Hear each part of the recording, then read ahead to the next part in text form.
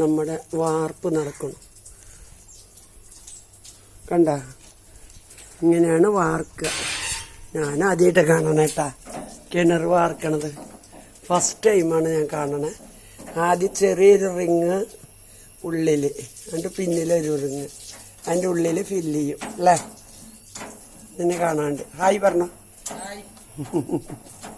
നീ പറഞ്ഞോ